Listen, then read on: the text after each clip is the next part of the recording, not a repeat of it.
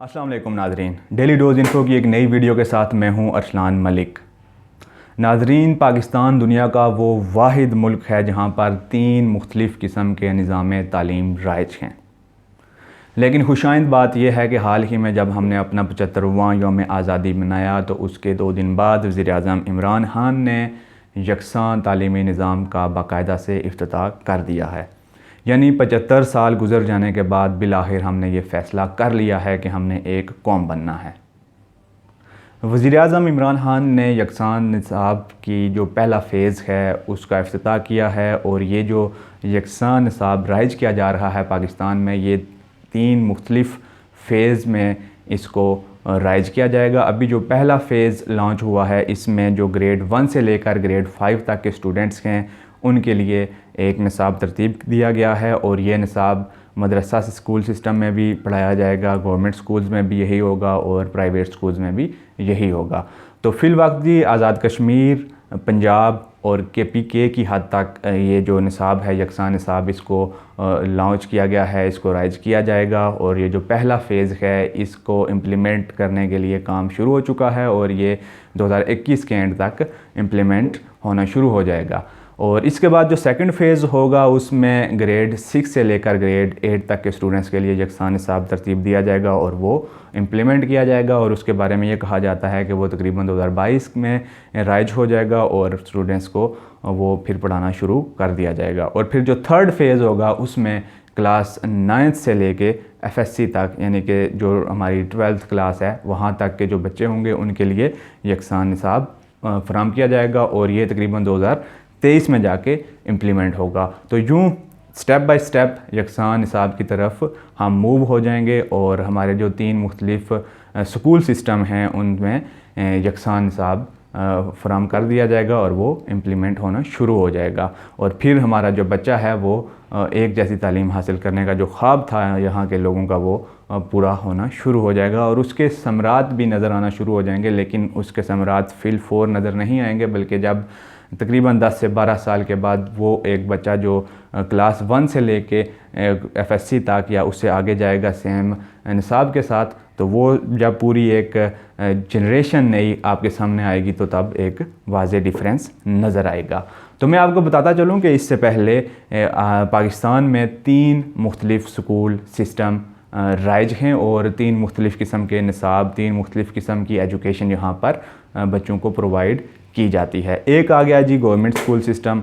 जहाँ पर एक आप कह सकते हैं कि काफ़ी बुरे हालात होते हैं। जहाँ पर कुछ सालों से तो ये हुआ है कि NTS वगैरह के आने के बाद जो टीचर्स हैं उनको भी प्रॉपर तरीके से हायर किया जा रहा है और काबिल लोग सामने आ रहे हैं, नो डाउट। लेकिन इससे कबल काफ़ी हालात ख़राब हो चुके थे, ना टीचर्स पर कोई चेक एंड बैलेंस था, ना ही जो सिलेबस पढ़ाया जाता था वो कोई बहुत ही अच्छे मेयार का था और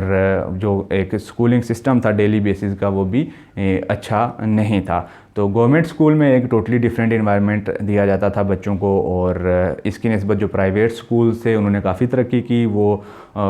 थे तो काफ़ी एक्सपेंसिव, जो कि हर किसी की अप्रोच में नहीं थे। लेकिन यह है कि उन्होंने तरक्की बहुत ज़्यादा की, उन्होंने बहुत अच्छा परफॉर्म किया, उन्होंने अच्छा सिलेबस दिया, अच्छा एनवायरनमेंट दिया और जो नेशन बिल्डिंग है उसमें प्राइवेट स्कूल्स ने काफ़ी अच्छा किरदार अदा किया। और गवर्नमेंट स्कूल्स में जो डिफरेंट किस्म की एजुकेशन दी जाती थी तो प्राइवेट स्कूल्स में टोटली डिफरेंट दी जाती थी। इसी तरीके से अगर हम मदरसा स्कूल सिस्टम में की बात करें तो वो वहाँ पर टोटली डिफरेंट सिलेबस पढ़ाया जाता है, टोटली डिफरेंट ब्राटअप होता है मदरसा स्टूडेंट्स का। तो ये जो 3 डिफरेंट किस्म के स्कूल सिस्टम थे तो ये 3 डिफरेंट किस्म के स्टूडेंट्स को पास आउट करते थे। फॉर एग्ज़ाम्पल मैं आपको बताऊं कि जो गवर्नमेंट स्कूल से बच्चा पढ़ के निकलता है उसकी जो अप्रोच होती थी दुनिया को देखने की, अपने मुल्क को देखने की और बाकी मुख्तलिफ अपनी एक्टिविटीज़ करने की, वो डिफरेंट होती थी प्राइवेट स्कूल के बच्चे की निस्बत। और इसी तरीके से जो मदरसे से निकल के आता था उसकी टोटल थिंकिंग डिफरेंट होती थी और वो जो प्राइवेट और गवर्नमेंट सेक्टर से निकले होते थे उनका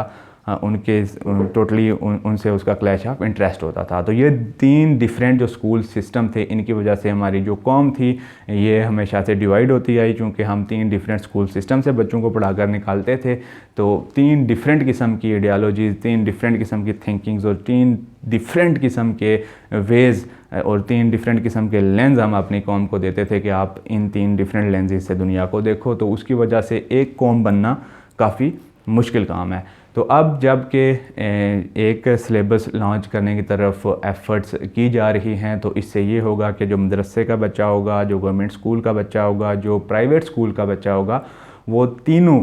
एक ही सिलेबस पढ़कर उनका जो ब्राटअप होगा और वो जब पास आउट होंगे तो उनका कम अज़ कम ये ज़रूर होगा कि उनकी जो ज़हनी सलाहियत होगी या फिर उनका जो एक लेंस होगा दुनिया को देखने का, वो सेम होगा। तो उस लेंस से जब वो दुनिया को देखेंगे, उस लेंस से जो इंटरनेशनल इन्वायरमेंट को समझेंगे, तो उसका यकीनी तौर पर कौम को फ़ायदा होगा। और एक कौम जब बन जाती है तो वो फिर डेफिनेटली मुल्क को उस चीज़ का बहुत बड़ा बेनिफिट होगा।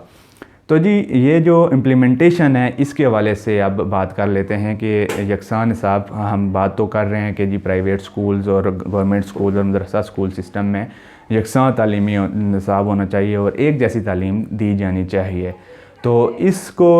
जब इम्प्लीमेंट किया जाएगा तो डेफ़िनेटली काफ़ी सारे इश्यूज़ होंगे और उसमें सबसे बड़ा इशू ये होगा कि प्राइवेट स्कूल्स का एक बहुत बड़ा नाम बन चुका है और इसमें बहुत बड़े बड़े ग्रुप्स ऐसे मौजूद हैं कि जो काफ़ी इन्फ्लुएंसर भी हैं। और क्या वो इस चीज़ पर राज़ी होंगे कि जो गवर्नमेंट ने उनको सिलेबस दिया है वो पढ़ाया जाए, क्योंकि उनका तो नाम ही इसलिए होता था कि उनका जो बच्चा था वो एक सोसाइटी में एक अलग मकाम रखता था, उसको एक अलग नज़र से देखा जाता था, उसके लिए अलग अपॉर्चुनिटीज़ होती थी और वो कम्पीट करने में भी बाकी स्टूडेंट्स से बेहतर होता था। तो ऐसे जो स्कूल सिस्टम हैं उनकी तरफ से यकीनन रेजिस्टेंस शो की जाएगी और उसको गवर्नमेंट किस तरीके से टैकल करती है, ये एक बड़ा एक मैटर है जिस पर हम बात भी कर सकते हैं और जिस पर सोचा जा सकता है कि गवर्नमेंट आखिर इन स्कूलों के साथ कैसे डील करेगी और इनको कैसे अपने साथ लेकर चलेगी। तो जी इसके बाद जो दूसरी इम्पॉर्टेंट बात है कि जब हम सेम सिलेबस की बात कर रहे हैं, सेम निसाब की बात कर रहे हैं, तो हम देखते हैं कि हमारे मुआशरे में 2 जो स्कूल सिस्टम है, गवर्नमेंट स्कूल सिस्टम कर लें और प्राइवेट स्कूल सिस्टम कर लें, ये बात हर एक मानता है कि जो प्राइवेट स्कूल सिस्टम्स हैं उनका जो एजुकेशन लेवल है, एजुकेशन स्टैंडर्ड है, वो गवर्नमेंट स्कूल सिस्टम से बहुत हाई है। तो अब देखना ये है कि जो एक जैसी एजुकेशन की बात कर रही है गवर्नमेंट, तो इसमें गवर्नमेंट की क्या स्ट्रेटजी है, क्या वो गवर्नमेंट स्कूल्स के जो एजुकेशन लेवल है, एजुकेशन स्टैंडर्ड है, उसको रेज़ करके प्राइवेट स्कूल्स के मुताबिक लेकर जाएंगे या फिर प्राइवेट स्कूल्स का जो हाई स्टैंडर्ड है उसको गिराकर गवर्नमेंट के मुकाबले में करेंगे। अगर तो गवर्नमेंट स्कूल सिस्टम को प्राइवेट के मुताबिक उसके मुकाबले में रेज़ किया जाए तो फिर तो बहुत अच्छी बात है। लेकिन अगर ये करने जा रहे हैं कि जो प्राइवेट स्कूल सिस्टम है उसका जो स्टैंडर्ड है उसको नीचे करके गवर्नमेंट के मुकाबले में करना चाहते हैं, तो ये किसी भी तौर इस कौम के लिए, इस मुल्क के लिए बेहतर साबित नहीं होगा। क्यों? उसकी रीज़न ये है कि जो हमारी खेप निकलती है प्राइवेट स्कूल से, तो वो कम्पीट करने की सलाहियत रखती है, वो वर्ल्ड वाइड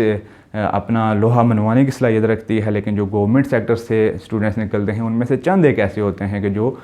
ये सलाहियतें होती हैं उनमें और वो इस तरीके से कम्पीट कर पाते हैं। तो अगर हम गवर्नमेंट स्कूल्स का जो हाल है इस टाइम उसके मुताबिक प्राइवेट स्कूल सिस्टम्स को भी नीचे लेकर आना चाहते हैं, तो ये डेफिनेटली किसी भी तौर इस कौम और इस मुल्क के लिए बेहतर साबित नहीं होगा। तो होना ये चाहिए कि गवर्नमेंट को चाहिए कि गवर्नमेंट सेक्टर और मदरसा स्कूल सिस्टम है जो उसका स्टैंडर्ड रेज़ किया जाए, उसमें अच्छी एजुकेशन दी जाए कि वो जो प्राइवेट स्कूल्स आज कर रहे हैं गवर्नमेंट सेक्टर के स्कूल्स वो कल करना शुरू कर दें और ताकि इस कौम और मुल्क का भला हो सके।